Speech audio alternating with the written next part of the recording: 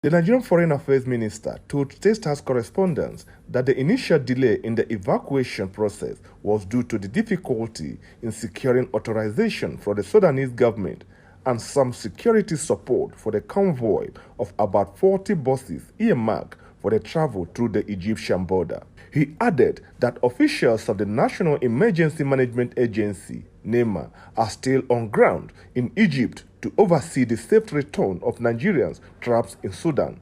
The 1.2 million is what we're being charged for the buses. For the entire to have 40 huge transporter luxury buses made available to us to transport to the Egyptian border.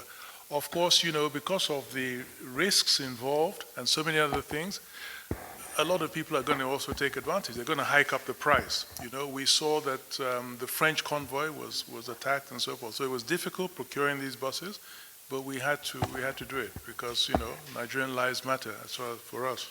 We have friendly nations that are ready to assist. You know, I mean, so that we have it on record that the Saudi authorities have been able to, pick up some Nigerians and they're shipping them.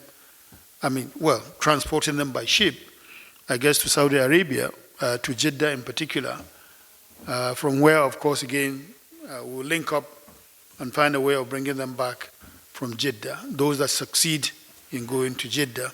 But talking about the window, we are making every effort to ensure that we make use of this window to evacuate as many Nigerians as we possibly.